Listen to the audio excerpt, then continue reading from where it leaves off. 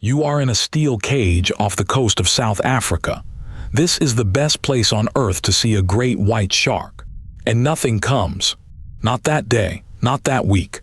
In the water that made this town famous, there is suddenly nothing to see. For 20 years, boats went out from this bay every single morning and found sharks. Then came a stretch of 45 days with 0 sightings. Something had emptied the water. And then the first body washed up on the sand. A great white whole, no bite marks along the body, no missing fins. So what would you look for? Just one clean cut between the pectoral fins, and the liver gone. Taken out whole, the rest of the animal left untouched. So ask yourself the question that the biologists on that beach were asking. What kills a great white shark and takes only the liver? Not a boat, not a disease, not a fishing net. Do you know of anything that hunts a great white? By the end of this video, you will know exactly who did it, how it is done in under 2 minutes, and why the most feared fish in the ocean now runs away. And you will know something stranger. The moment they run, the whole coastline changes shape. First, put yourself back in that cage for a second, because it changes how you hear the rest of this. You are in cold water up to your chest. You can see maybe 6 meters. Your own breathing is the loudest thing you can hear. Everything that matters to you is happening outside that 6 meters, and you have no way to check it. When a great white finally slides past you, the first thing you notice is not the teeth. It is how unhurried it is. Nothing in that animal's body language says danger. It has simply never needed to hurry. Now hold that image, because for 2 decades that was the guaranteed experience here, and then it stopped. And if you had booked that trip in 2017, you would have sat on a boat all morning looking at flat water. First, you have to understand what was killed, because on paper, this animal does not lose. A mature great white runs about 5 to 6 meters and weighs more than a small car. It can sprint at 40 kilometers an hour, bite with about 18,000 newtons of force, and it grows new teeth for its entire life. It senses the electricity of your heartbeat through jelly-filled pores in its snout. It keeps its body warmer than the water around it, which is rare for a fish. And that warm muscle is what makes the ambush possible. When it hunts seals, it comes from below at speed and leaves the water completely. A ton of animal in the air. There is nothing else in the ocean that does this to something as fast as a seal. So for most of your life you have been told a simple story. This is the top of the food chain, nothing hunts it. Are you sure about that? That story is wrong, and it has been wrong for at least 30 years. Now the place. Because what happened here is measurable in a way that most nature stories never are. Sits about 2 hours from Cape Town, on a cold stretch of the Atlantic. Just offshore there is an island covered in Cape fur seals.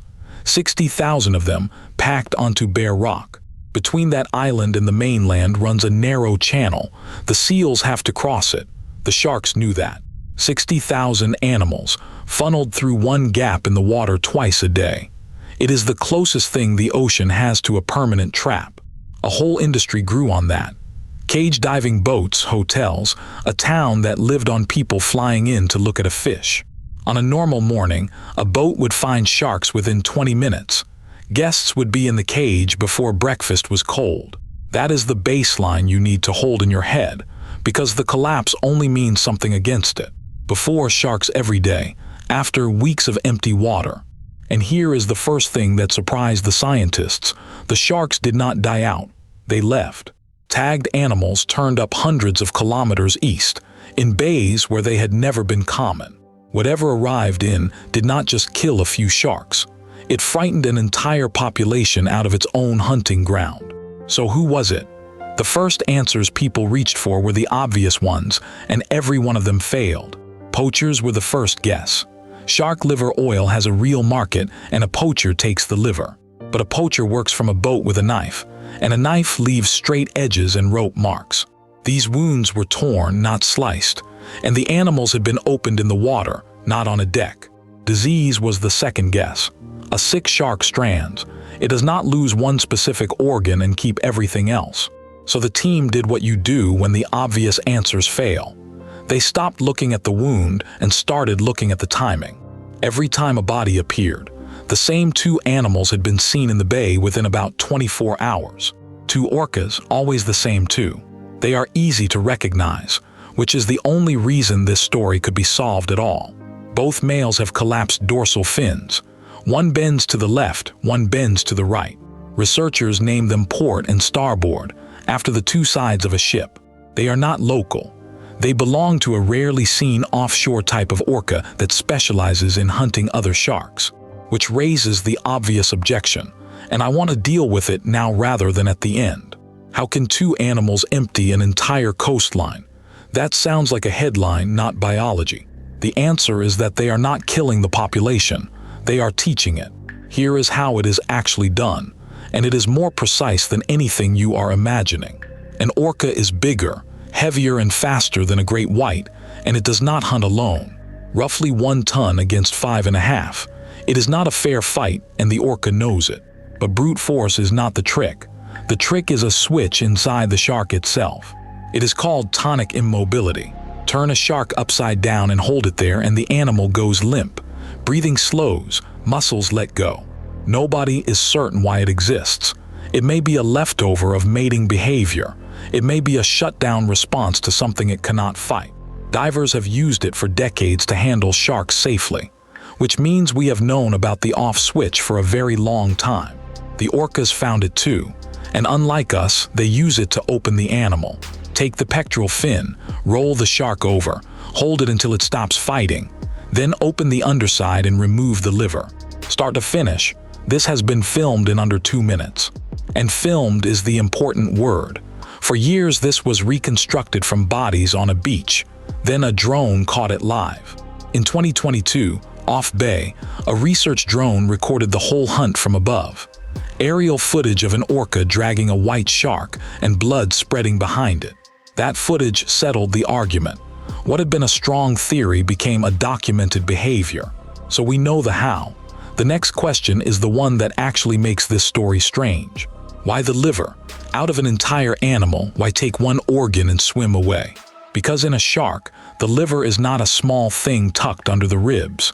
It is the single biggest organ in the body. In a big white shark, it can be close to 1/4 of the total body weight. Do you know why it is so big? Sharks have no swim bladder. They have no gas-filled sac to keep them level. Instead, they carry an enormous liver full of light oil, and that oil is what keeps them from sinking. So the organ is a flotation device and a fuel tank at the same time. Fat carries far more energy per kilogram than muscle. In one bite of liver, an orca gets what would take a long day of chasing seals. Think about it as a predator doing arithmetic. The rest of the shark is lean muscle and cartilage. Low reward, high effort. They take the fuel and leave the machine. And that is why the bodies look the way they did. Not a frenzy, a harvest. One more detail that people find hard to believe. In several cases, the heart was gone as well, and nothing else had been touched, which tells you this is learned. Somebody worked out where those organs sit, and now does it every time. Now the objection I promised to answer. Is this a freak event, or has it been going on all along? Go back to 1997, the islands off San Francisco, another famous white shark hunting ground. Whale watchers there saw an orca kill a great white at the surface, in daylight, in front of a boat full of people. Researchers had tagged sharks in that area. Within hours, every tagged shark left. Not one shark came back that season. One kill emptied the site. So no, South Africa is not a strange exception. It is the same behavior, observed better and for longer. What is new is that 2 identified individuals have kept doing it in one region for years, and somebody was counting. And that is what turned an anecdote into data. Here is the part that turns a shark story into an ecosystem story. When the white sharks left, the water did not stay empty for long. So what moves in when the biggest animal leaves? In nearby False Bay, sharks began appearing in the shallows in numbers nobody had recorded before. They had always been there. They had simply been staying out of the way of something bigger. The seals changed too. Animals that had crossed the channel in tight, terrified groups started moving more freely. Take the predator away, and the prey stops behaving like prey. Ecologists have a name for this. They call it a landscape of fear. The idea is simple. A predator shapes a place not only by what it eats, but by where everything else is too frightened to go. Remove the fear and every animal below redraws its own map. More seals in open water, more pressure on the fish the seals eat. None of that is theory here. Divers and researchers watched the shallows fill with animals that used to keep their distance. And there was a human cost, which the town felt immediately. Cage diving operators went out and came back with nothing. Bookings collapsed, crews were let go. An entire local industry had quietly been built on the assumption that one animal would always be there. It never signed anything, it just stopped coming. So what does this actually change about the way you should see the ocean? We were taught the food chain as a pyramid with one animal on top. It is a neat picture, and it is mostly a school poster. In the real ocean, position is not permanent. It depends on who shows up, in what number, with what technique. A great white is unbeatable right up, until something arrives that is bigger, social, and willing to learn. And that is the real difference. Sharks are extraordinary hunters, but they do not teach each other. Orcas do. A trick invented by one animal can spread through a family and outlive the animal that invented it.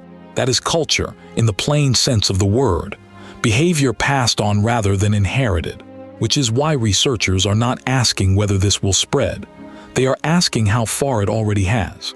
Similar kills have now been reported along other stretches of the South African coast, and white sharks keep shifting east. Some of the bays that had almost no white sharks a decade ago now have a season. You might be wondering how anyone can be sure it is the same two orcas every time. It is worth knowing, because the method is beautifully low-tech. Every orca has a dorsal fin with its own outline, plus a gray saddle patch behind it with its own pattern of scars. You photograph the left side, you photograph the right side, and you compare them to a catalog of every animal ever seen on that coast. That is it. No tags, no satellites, no budget, a camera and a filing system.